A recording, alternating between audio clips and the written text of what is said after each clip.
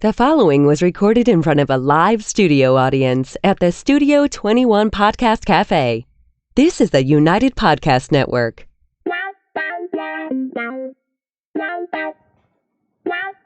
And welcome to the Writer's Block Podcast. I'm Mandra Biscornet, and everyone has a story to tell. What's yours?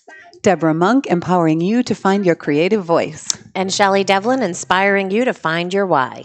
All right, we have everyone here today, and isn't that awesome? Yay. And we're going to be bringing in a special guest, author Jill Sylvester, to talk about her new book, Trust Your Intuition. Jill is a licensed mental health counselor who combines traditional and alternative methods of treatment for a unique approach to the counseling process. She is the author of the young adult novel Land of Blue, the self-help book Trust Your Intuition, and the creator of Planting the Seeds Products, a line of inspirational cards for children and their caregivers. So welcome, Jill. Thank you for joining the Writer's Block. Thank you, ladies, for having me. It's great to have you on this morning, and I think, why don't we start with your latest book, Trust Your Intuition, if you want to tell us a little bit about that and about your writing process for that. Sure. I worked on Trust Your Intuition last year, and it was definitely something I was going to be writing at some point. I started with fiction with The Land of Blue, which I know we'll get to, and I had planned to write self-help. And then my team around me encouraged me to put a self-help book out before my fiction book, my next fiction book that's coming out next month. So I worked on that first as a way to kind of introduce the work that I do, in session with clients that I've been working with for 10 years, and also the work that I do on myself. So I wrote that book next, and it's basically everything I do in session compiled into one book. Jill, I love that when I kind of went through your book the other day, I was like, chapter 1 was completely Deb, which is name your feelings. Deb has literally created characters with outfits to go with her feelings. So she's like taken that one to the top. And then I loved that you could flip through, and at each chapter it was like a encyclopedia of how to fix a certain or work on a certain thing. And I love, love, love how you've taken an intuitive and made it not witchcrafty, which I love the witchcraft end too, but you are definitely this intuitive part and making it be very structural business book. Mm-hmm. Mm-hmm. Yeah, thank you. Yeah. So can you talk a little bit about the word intuition? Why did you choose maybe to use that versus something that we hear more often in self-help? In the medical field. Yeah. Intuition is something that I believe that we all have. And so part of what I do in session is to get people to tap into that inner wisdom so that they come to rely less on external voices and more, people that they may consider in authority, like therapists and doctors. And we need all those people for sure. But when you come to rely on yourself, you start to trust that inner wisdom and feel a lot more control in your life. So that's a lot of my goal in practice, is to get people to really harness that energy and to be able to listen to it more, because it's not some voodoo thing that only some people have with tarot cards spread on a table kind of thing. It's available to all of us. And I think when you make it normal, it becomes normal. So that's part of a strategy in my practice and why I chose that word. But it does help when you wear purple velvet, doesn't it? I haven't tried that. Maybe I'll try that. But that's true. If you normalize intuition and it's something that you have in you, then you just kind of carry it around, so it's always accessible and you're not always waiting for some outside force to kind of tell you, give you a tool or give you a coping strategy. Mm-hmm. You get taught to kind of look inside and find what works best for you. Yeah. Well, how would you define intuition? I think it's the way our highest self speaks to us in that quiet way that really only comes to us when we pause and we listen to it, because otherwise we hear the ego, right?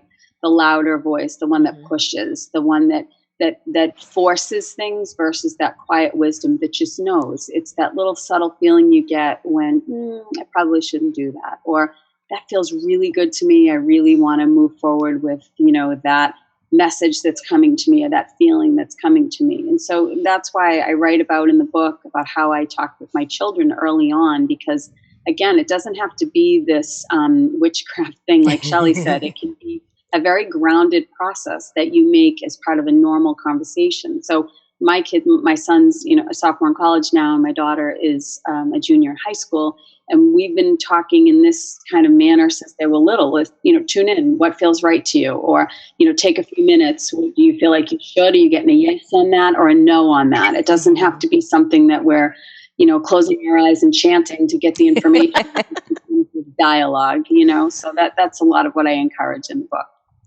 And you use the phrase higher self. Do you think when you use that, what do you mean? And do you relate it to religion? Definitely not religion. It can be. For some people, that's the medium that they're most comfortable with, with regard to spirituality. For me, spirituality and that higher wisdom is far more personal and private, and everybody has their own version of it, whether you're walking in the woods or whether you're praying in church or a temple. It's really your own thing and what speaks to you. But everybody, again, has access to that higher wisdom, that higher self, and we all have it. It's the ego, it's the higher self, and the conflict between the two that often happens, which is what The Land of Blue is all about, my first novel. Can you talk a little bit about why the 100 ways? Was that because we've had other authors on, and 101 ways, 100 ways. There seems to be there's a magic number of 100, because when they only had 95, they had to come up with 5 more. So that, and then how did you choose those 100? Did you have more and pared it down, or did you need to come up with a few more? I just went with 100 because honestly, I knew I could come up with them, and I wanted there to be as many as possible, not just 10. I wanted it to be with, whatever mood that you're in. That's why the book is divided into the sections, from hold on to all the way to feel better, that natural progression that happens when we're super anxious or super stressed out, right? It starts with, we literally have to hold on. And that's how we start. And we all have those moments where we don't feel like we're going to make it, where we feel so overwhelmed that nothing seems manageable. And everybody, I don't care who you are, and especially being a therapist, I can tell you, we all struggle with that at some point in some way. So the trajectory over the book is hold on all the way to feel better, so that you get to that place where your inner wisdom, your intuition takes over, and you just begin to trust that space. So 100 just gives you 100 ways to, there's many tips throughout the book. You can pick a random page, but they go through the different stages so that there's a plethora of techniques and strategies. Jill, I'm a hairdresser, and I think that I'm going to keep your book right by my station for every teenager that comes in with the hype on anxiety and medication. And I'm going to just say, while you're getting your hair done, why don't you just read a couple chapters, my friend? Mm-hmm. Pick a number, any number. Pick a number, any number, because I'm sure it'll all relate. Yeah, because you're also a therapist. For sure. That's right, for sure. You should put that in your bio. She's an informal therapist. Absolutely. I read that your intuition was suddenly awakened after the birth of your first child. Can you tell us about that? Did you feel intuitive before and it just was on steroids after, or? Yeah, that's a good way to put it, actually. A really good way to put it. I've always been someone interested in dreams. I've always had, dream experiences and things like that. So I would say it's always been a part of my experience. When I was pregnant with my son, it definitely ramped up, and I had just dreams that were just really magnified and very intense. And I knew some type of transformation was happening in addition to being a first-time mother. So, yeah. Let's switch gears just a bit, Jill. And can you tell us about your publishing journey for Trust Your Intuition? Because we're always interested in how people actually got to this point. Right. Yeah. The fun part. Right. Oh, yeah. Exactly. Self-published, and I went with a publishing resource, a publishing smith, so somebody who knows, from A to Z how to handle that process, something that I didn't want to take on and research myself, although now with my third book coming out next month, certainly getting a little bit more, comfortable with that process and just knowing all the stages. But I hired somebody to handle that for me so that I could just kind of okay, what do we need at this stage? What do we need at this stage to get it to that point? And that worked for me, particularly in the vein of being able to say what you want to say without somebody interfering with that process, so that it's mine from start to finish, which is really important to me. Was the person that helped you Old Tree House Publishing, or is that your own company? That's mine. That's my company. Yep. And then I hire a resource who walks me through the whole process to just just get it done, basically. Right. Well, your book, it's maybe self-published, but it's completely professional. And you can't, as we've said many times on the show, you can do it by yourself, but a lot of times it's harder and doesn't come out as. Well, you need to hire the people where, where your skills, right. Yeah. People who are smarter than me and, in that area, who know exactly what they're doing. It's worth it. Because also equally as important to me is having a finished product that looks completely professional and is professional, So right. Absolutely important. Right. Did you pick the cover? Did they give you a couple of choices? That was my question. I actually did. That was actually not the cover I was going to go with. Again, people smarter than myself, the graphic designer who picked that. That was her first choice for the book. And it was a little, my style is a little more subtle.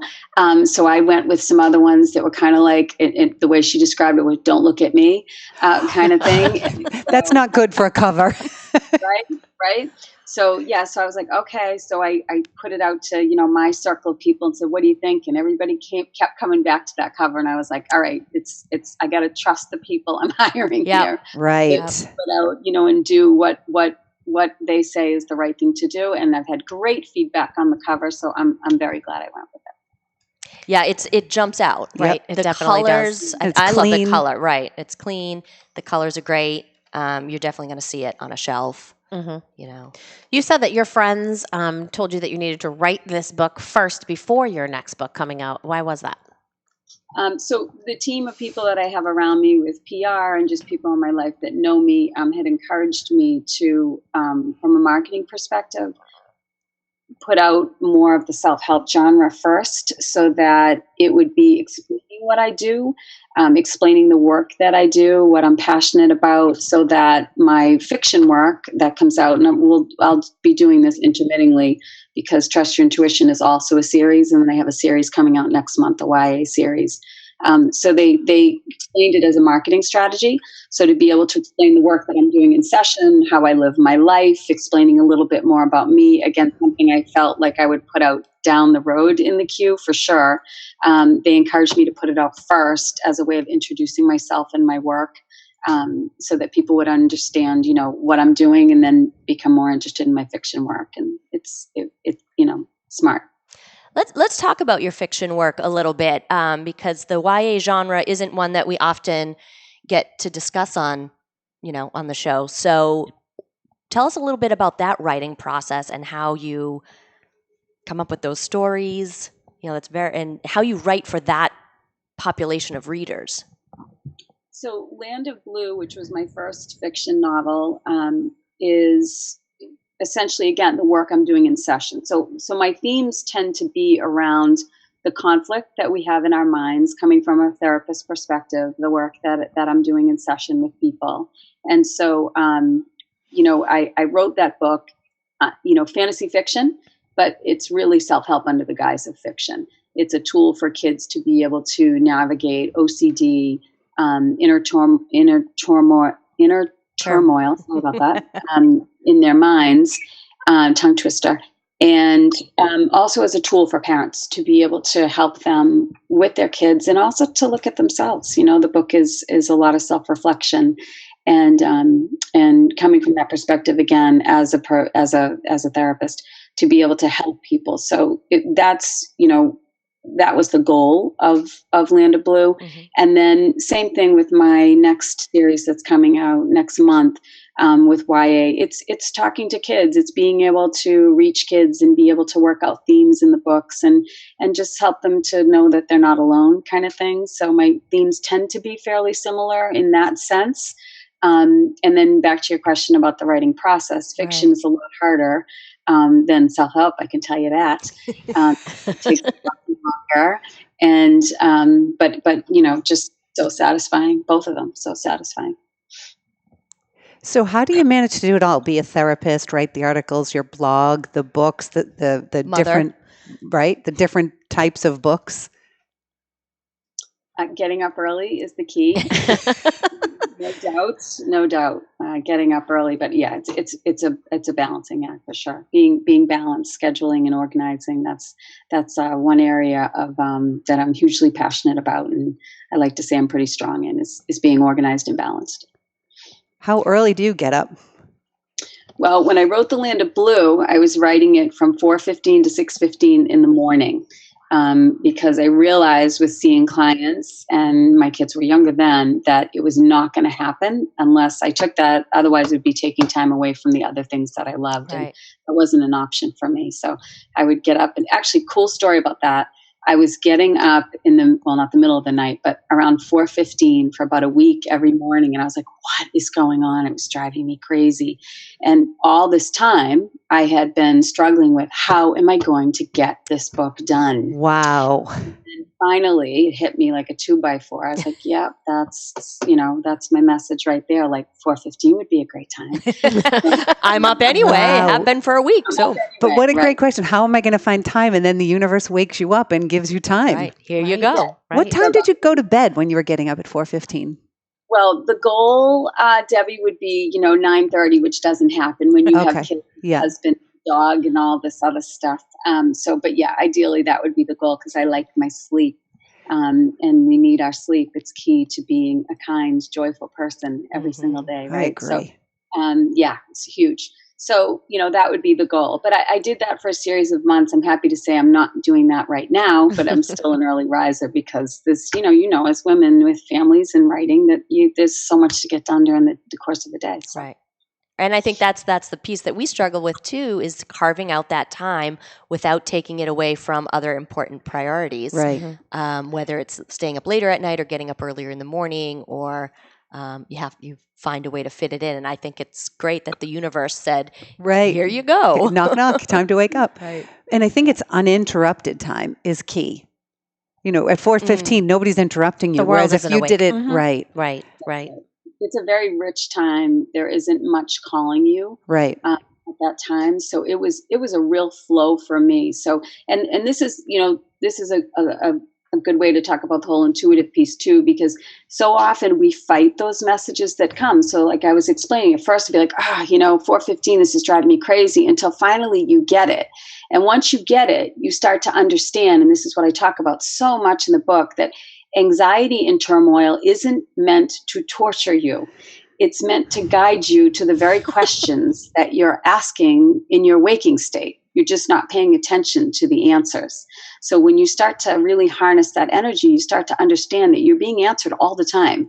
And it can become a complete flow once you align with it. Mm-hmm. And it's going to take you to where you need to go. And like I said, once I said, 4:15, okay, I'll start doing that.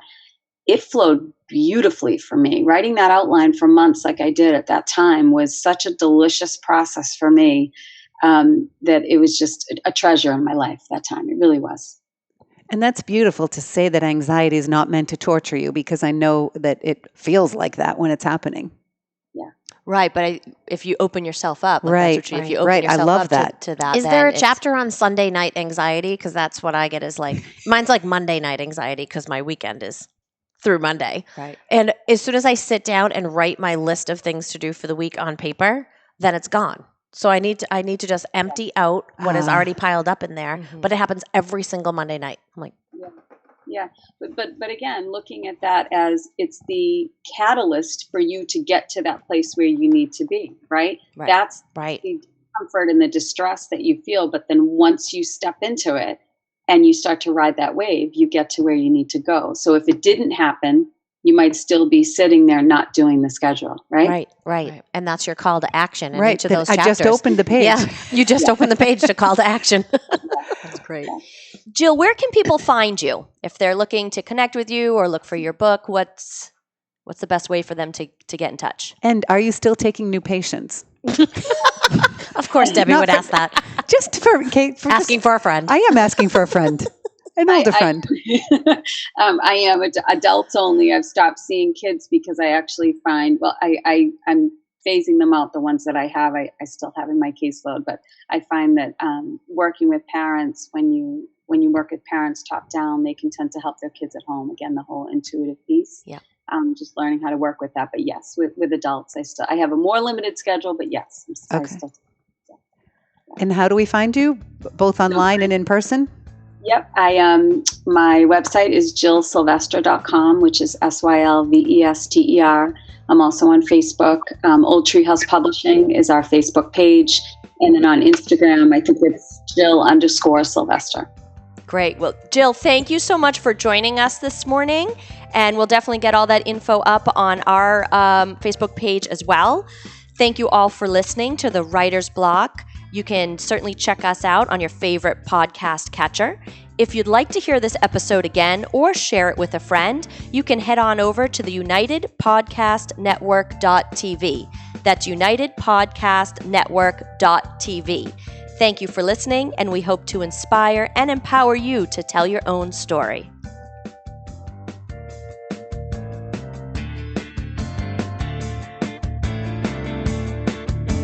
The views and opinions expressed by the hosts, guests, or callers of this program do not necessarily reflect the opinions of the Studio 21 Podcast Café, the United Podcast Network, its partners, or affiliates.